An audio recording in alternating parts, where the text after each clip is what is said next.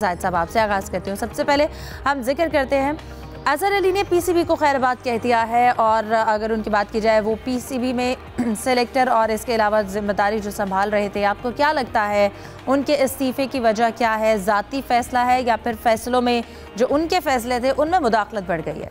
देखिए, अजहर अली सबसे पहले जो है वो सिलेक्टर बनने थे टीम के, क्योंकि अलीम डार हैं, आसिफ शफीक हैं उनके साथ, और कोच और कप्तान की भी राय शामिल की जाती है। और हमारे ज़राए तो खैर बहुत पहले बताते हैं। अब जो मौजूदा सूरत हाल है इसमें तो ऐसा लगता है कि सरफराज अहमद को जब नई जिम्मेदारियां दी गई हैं, दोनों सबक कप्तान हैं, और सरफराज को अब अंडर 19 की जिम्मेदारी दी गई है और पाकिस्तान शाहीन्स की दी गई है। तो लगता है ऐसा है कि हमारे सोर्स के मुताबिक भी कि अजहर अली थोड़ा सा अनईज़ी फील कर रहे थे कि एक क्योंकि डायरेक्टर यूथ भी थे वो एकेडमी में, सेलेक्टर भी थे, तो सरफराज के आने से वो इजी फील नहीं कर रहे थे। और एक और जो हमारे सोर्स पहले भी बता चुके हैं, आज भी इसका यादा करना चाहूँगा कि लगता था कि सेलेक्टर्स भी पूरे सेलेक्टर्स की राय से टीम नहीं बनाई जाती, उसमें अपना एक या दो या तीन बंदों की राय होती है, और कई दफ़ा किसी सेलेक्टर को ये इल्म भी नहीं होता कि कौन सी टीम अनाउंस हो रही है। तो अजहर अली नाखुश थे, और अभी क्योंकि एक्स्ट्रा जिम्मेदारियाँ दे गई हैं सरफराज से, एक वजह ये भी बनी है, तो इसलिए अजहर अली ने फैसला किया कि अब उनको पीसीबी में अपनी जॉब ख़त्म कर देनी चाहिए। और लगता ऐसा था कुछ अरसे से, और ये ख़बरें आ भी रही थी मीडिया में, और हमारे सोर्स भी बता रहे थे कि सबक कप्तान सरफराज अहमद को कहीं ना कहीं एडजस्ट किया जाएगा और पीसीबी में उनको इजाफी जिम्मेदारियाँ दी जाएंगी, जो कि अब दे दी गई। सही। यूसुफ, आपको क्या लगता है क्या इस फैसले से जो सरफराज अहमद को जब ऐड किया, इससे उनके एतमाद में कमी आई है अजहर अली के, या फिर कहा जाए कि पीसीबी में जो पावर बैलेंसिंग है इसका एक आगाज़ हुआ है? देखें हिफ्ज़ा, अजहर अली जो अगर उनको कहा जाए कि पाकिस्तान के बहुत ही बड़े शरीफ आदमी उनका शुमार होता है क्रिकेटर्स में, और उनकी तरफ से ये इस्तीफ़ा देना यकीनी तौर पर एक थोड़ा सा सोचने वाली बात है कि पाकिस्तान क्रिकेट बोर्ड में मामला वैसे नहीं हो रहे जिस तरह की तवक्को की जा रही है। अजहर अली के जैसा जाहिद साहब ने भी बताया कि वो पहले सेलेक्टर बने, फिर उनको डायरेक्टर यूथ डेवलपमेंट बनाया गया, जो यूथ की ज़िम्मेदारी थी जिसमें अंडर 19 थी और दूसरी जूनियर टीमें थी, सारी उनकी ज़िम्मेदारी थी, और उसके लिए उन्होंने बाकायदा तौर पर ट्रायल्स भी किए। बाद में मुल्तान में भी कैंप लगा, उन्होंने बड़ी मेहनत की थी अंडर 19 टीम के हवाले से, और यकीनी तौर पर शरीफ आदमी होने के साथ साथ उनको गुस्सा भी आता होगा कि अगर एक चीज़ मैं कर रहा हूँ तो मेरी जगह पर बगैर कोई एतमाद में लिए गए मुझे किसी नए खिलाड़ी को आपको शामिल किया गया है। सरफराज अहमद जब शमूलियत के हवाले से बातें सामने आई तो उस वक्त से अजहर अली थोड़े परेशान थे, और उन्होंने पाकिस्तान क्रिकेट बोर्ड के हुकाम से इस बारे में बात भी की, और गालिबन मेरे ज़राए ने यह भी कन्फर्म किया कि उनकी सरफराज अहमद से भी बात हुई थी कि मैं आपकी वजह से कोई अपना ऐसा फैसला नहीं ले रहा, लेकिन पीसीबी की जो पॉलिसी है उसको बेहतर बनाने की ज़रूरत है। जब सारी ज़िम्मेदारी मुझ पर ज़िम्मेदारियाँ दी गई थी तो मुझको फिर बगैर मुशावरत के किसी नए बंदे को लेकर आना यकीनी तौर पर उनका दिल दुखा, जिसकी वजह से उन्होंने सोचा कि बेहतर है कि मैं जो जिम्मेदारी हूँ उससे सबकदोश हो जाऊँ। इससे पहले आपको याद होगा कि सिलेक्शन के मामले में भी यकीनी तौर पर यही हम सुनने को मिलते हैं कि दो बंदे इस वक्त सिलेक्शन चला रहे हैं सारी, एक आकिब जावेद, एक माइक हैसन है, जबकि दूसरे जो सिलेक्टर हैं उसकी ज़्यादा अहमियत उनको नहीं दी जा रही। तो सिर्फ पीसीबी में काम करना इंसान अपनी ज़ाती तस्कीन के लिए करता है कि पाकिस्तान के लिए कुछ कर सके, लेकिन जब उसको ये एहसास दिलाया जाए कि सिर्फ आपकी हैसियत एक डमी की हैसियत बनती जा रही है, तो फिर मेरे ख्याल में बेहतर होता है कि इंसान चुपके से वहाँ से साइड पर हो जाए। तो अजहर अली ने यकीनी तौर पर जहाँ अपने इस्तीफ़े में जो एक रूटीन समझी जाती है, जब भी कोई क्रिकेटर इस्तीफ़ा देता है तो यही कहता है कि मैं निजी मसरूफियत की वजह से घरेलू टाइम नहीं दे पा रहा था, इसलिए मैं इस्तीफ़ा कर दे रहा हूँ और मज़ीद काम करने से कासर हूँ। तो ये सारी चीज़ें जिनको लेकर जो आने वाला वक्त है इसमें पाकिस्तान क्रिकेट बोर्ड को कुछ बेहतर फैसले करने की ज़रूरत होगी। आपको याद होगा कि कैंप अब भी अंडर 19 का मुल्तान में जारी है, और वहाँ पर सरफराज अहमद ही वहाँ पर जाते रहे, उन्होंने वहाँ पर कीपिंग भी जो उनकी वहाँ भी जिम्मेदारियाँ भाई उनको बताया बच्चों को कि कैसे आपने कीपिंग करनी है, कैसे बैटिंग करनी है। तो एक दो रोज़ से अब साबिक़ कप्तान मिसबाह उल हक भी वहाँ जाना शुरू हो गए हैं। तो इससे अंदाज़ा लगाया जा सकता है कि आने वाले दिनों में ना सिर्फ सरफराज अहमद बल्कि मिसबाह उल हक को भी पाकिस्तान क्रिकेट बोर्ड में यकीनी तौर पर बाकायदा तौर पर ऑफिशियल कोई ना कोई जिम्मेदारियाँ सौंपी जाएंगी, जिससे पाकिस्तान के लिए वो आगे बढ़ सके।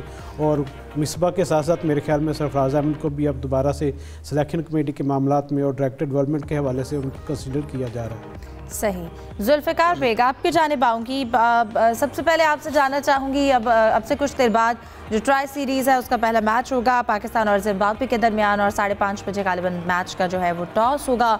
तो वहाँ स्टेडियम में कैसी गहमा गहमी देख रहे हैं? पिच जो है वो किस तरह की तैयार की गई है? ये बड़ी खुशाइन बात है जी, रावलपिंडी में मैचेस ट्राई नेशन का इनेकाद हो रहा है और बड़ी तादाद में शायकीन दोनों टीमों को बकअप करेंगे। और इंटरेस्टिंग न्यूज़ ये है कि रावलपिंडी का जो बड़ा कदीम तरीन रोड है, जिसे मरी रोड कहा जाता है, उसके ऊपर श्रीलंका के नेशनल फ्लैग खैर मकदूमी बैनर बड़ी तादाद में लगाए गए हैं और उनका शुक्रिया अदा किया गया। और बच्चे बूढ़े सभी पूछ रहे हैं कि इन झंडों की क्या ज़रूरत है, तो उसके हवाले से शायकीन क्रिकेट का ये कह रहा था कि श्रीलंका ने एक क्रूशल वक्त में पाकिस्तान का साथ दिया और इस साथ का हमने शुक्रिया इस अंदाज से अदा किया है, पाकिस्तान क्रिकेट बोर्ड की तरफ से भी और शायकीन क्रिकेट की तरफ से भी। और ख़ास तौर पर मीडिया बॉक्स में श्रीलंका के फ्लैग भी लाए गए हैं ताकि उनको बकअप किया जा सके। जहाँ तक आज के मैच का ताल्लुक है, जिम्बाब्वे और पाकिस्तान का मैच एक अच्छा इंटरेस्टिंग मैच देखने को मिलेगा और शायकीन इस मैच को भी देखने के लिए आएंगे। बड़ा प्लेजेंट वेदर है, पिंडी का सर्दी है और बड़ा मज़ा आएगा लोगों को क्रिकेट देखने में। T20 वैसे भी लोगों की फेवरेट क्रिकेट है और पिच का जहाँ तक ताल्लुक है डेफिनेटली पिच हमेशा रिजल्ट ओरिएंटेड रहती है पिंडी की और इस दफ़ा भी जो मैच होगा वो बड़ा इंटरेस्टिंग मैच होगा। जी ठीक है, जुल्फ़िकार बेग हमारे साथ ही रहेगा। जाहिद साहब आपकी जानिब आऊँगी। अब T20 के हवाले से अगर बात की जाए, अब्दुल समद जो है वो इंजर्ड हो गए और हसन नवाज़ को भी शामिल किया गया है। इसके अलावा आज के मैच को लेके आपको लगता है जिम्बाब्वे की स्ट्रेंथ है कि वो आगाज़ में कोई अपसेट कर सकती हैं? पाकिस्तान की तैयारी जिम्बाब्वे को देखते हुए कैसी होनी चाहिए? देखें, अगर परफॉर्मेंस हालिया देखें पाकिस्तानी टीम की और जिम्बाब्वे की या ऑन पेपर माजी का रिकॉर्ड देखें तो पाकिस्तान की टीम बहुत बेहतर है जिम्बाब्वे से। दोनों टीमों के दरमियान जो है 18 मैच पाकिस्तान जीत चुका है, 3 जिम्बाब्वे ने जीते थे। लेकिन T20 मैच में ये कह देना कि अपसेट नहीं कर सकती ये गलत होगा, क्योंकि कोई ना कोई प्लेयर या 5 ओवर अच्छे चले जाएं, एक अच्छा बैट्समैन आ जाए, क्योंकि सिकंदर रजा उनके कप्तान है जो ऑलराउंडर हैं जिनका बुनियादी तौर पर तल्लुक पाकिस्तान से ही है, बड़े जज्बाती हैं, लाहौर कलंदर की तरफ से भी खेलते हैं, बहुत अच्छे खिलाड़ी हैं। फिर आपको याद होगा जो आखिरी मैच खेला गया दोनों टीमों के दरमियान, तब पाकिस्तान ने जिम्बाब्वे का टूर किया था, 3 मैच खेले गए थे, 2 मैच पहले पाकिस्तान जीता और तीसरा मैच यानी जो आखिरी मैच हुआ दोनों टीमों के दरमियान वो जिम्बाब्वे ने जीत लिया था। उसमें पाकिस्तानी टीम गालबन 132 रन पर आउट हो गई थी और फिर 8 विकेटों पर जिम्बाब्वे ने और स्कोर जो हदफ जो है 133 रन बनाकर वो मैच जीत लिया था। इसलिए जिम्बाब्वे जो है ज़्यादा मजबूत टीम दिखाई नहीं देती, लेकिन एक अच्छी टीम है, अच्छी फाइट करेगी। और फिर सिकंदर रजा ने कल जब प्रेस कॉन्फ्रेंस थी रावलपिंडी में, तो वहाँ जब किसी रिपोर्टर दोस्त ने क्वेश्चन किया था कि एशिया की दूसरी बेस्ट टीम कौन सी है, तो उन्होंने कहा कि एशिया में कोई नंबर 1 हो, 2 हो, 3 हो, 4 हो, उन्हें कोई फ़र्क नहीं पड़ता, लेकिन वो समझते हैं अफ्रीका की नंबर 2 टीम उनकी टीम है, क्योंकि साउथ अफ्रीका नंबर 1 है और उन्होंने कहा था हम नंबर 2 हैं। और यही सिकंदर रजा ने इस अज़म का भी इज़हार किया था कि ये कहना कि हम कमज़ोर हैं ये गलत होगा, हम अच्छी फ़ाइट देंगे, अच्छी क्रिकेट खेलने के लिए आएँ। तो तवक्को की जाती है कि अच्छा मैच आज देखने को मिलेगा। उनके ओपनर जो हैं बेनेट बहुत अच्छे हैं और पिछले मैच में वो मैन ऑफ द मैच भी थे। मासा कार्ड्स हैं उनकी टीम में, ब्रेंडन टेलर की वापसी हुई है और हम तवक्को करते हैं एक अच्छा मैच देखने को मिलेगा।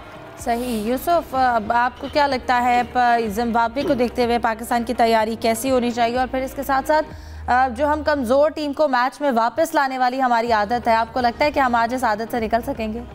देखें, ये पाकिस्तान की टीम की एक तसलसल रहा है कि पाकिस्तान की टीम हमेशा दूसरी जो मद्दे मुकाबल टीम उसकी स्ट्रेंथ के हिसाब से मैदान में उतरती है।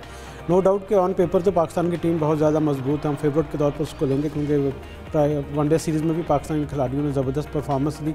अब चूँकि फॉर्मेट नया, जिस मुख्तसर फॉर्मेट में यकीनी तौर पर किसी भी टीम को हल्का नहीं लिया जा सकता। जो कप्तान सलमान अली आगा उन्होंने भी कहा कि हम कोई भी मैच आसान नहीं लेंगे, हमारे तमाम टीमें यकसा हैं और तमाम टीमें उसकी सलाहियत के मुताबिक हम बेहतर परफॉर्म करने के लिए अपना पूरा जतन करेंगे।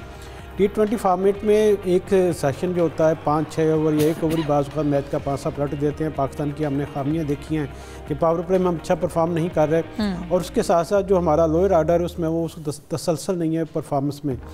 15 रन पे कभी हम 5 आउट हो जाते हैं, कभी 17 रन पे हमारे 5 खिलाड़ी आउट हो जाते हैं, जैसा कि माजी में होता भी आया है। तो ये चैलेंज होगा पाकिस्तानी टीम के लिए। अब क्योंकि थोड़ा मद्दे मुकाबल हरीफ इतने ज़्यादा सख्त नहीं है और ऊपर से हमारी अपनी कंडीशन है, हमारा अपना क्राउड है, तो मेरे ख्याल में पाकिस्तानी टीम को यकीनी तौर पर ट्राई नेशन में बेहतर परफॉर्म करना चाहिए।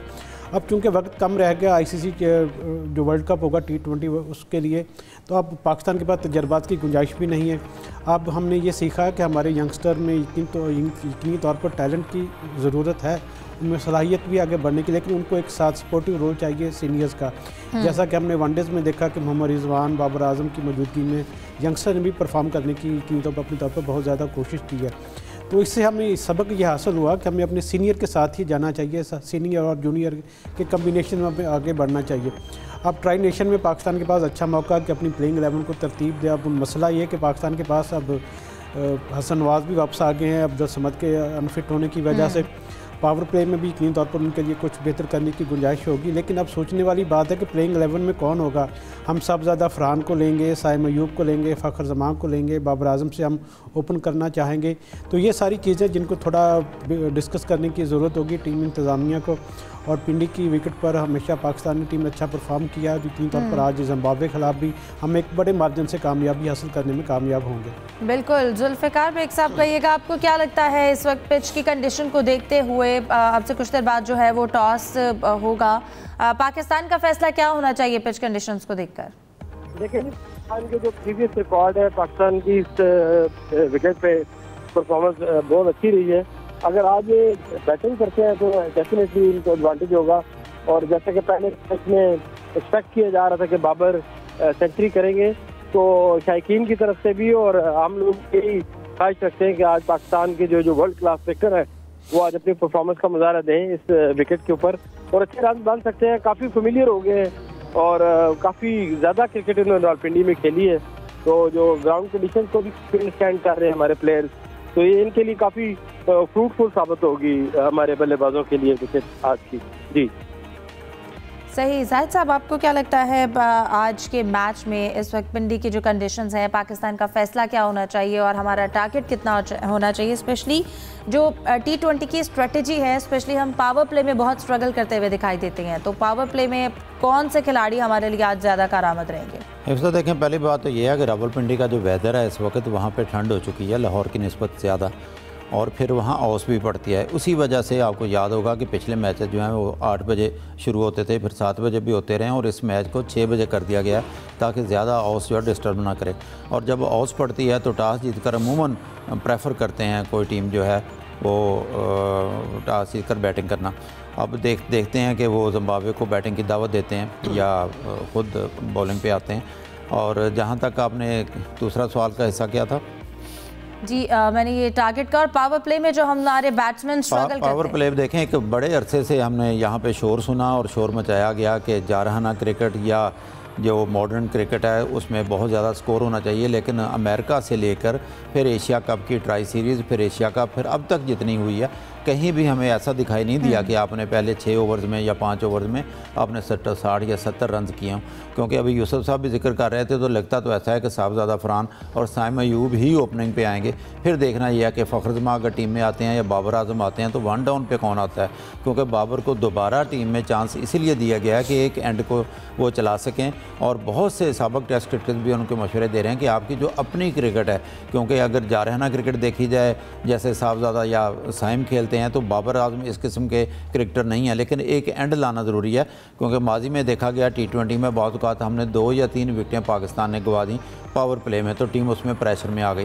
क्योंकि T20 की परफॉर्मेंस देखें, अभी वनडे में बहुत अच्छा खेले हैं सलमान अली आगा, टेस्ट बहुत अच्छा खेलते हैं, लेकिन माजी की सीरीज़ जितनी भी देख लें बांग्लादेश से शुरू होकर, इक्का दुक्का कोई ऐसी इनिंग्स है जिनकी एग्जाम्पल दी जा सकती है जहाँ पर सलमान आगा ने अच्छा स्कोर किया हो। और अपनी कप्तानी में वो हमने देखा है कि बॉलिंग भी बहुत ही कम करते हैं। तो सलमान आगा तक जाने से पहले ये देखना होगा कि कितना स्कोर बन चुका है। सलमान आगा को भी साबित करना होगा, क्योंकि वर्ल्ड कप T20 में अब ज़्यादा दिन नहीं है और ये T20 सीरीज़ हो भी इसीलिए रही है कि टीमें तैयारी कर सकें और फिर वर्ल्ड कप का एक जो है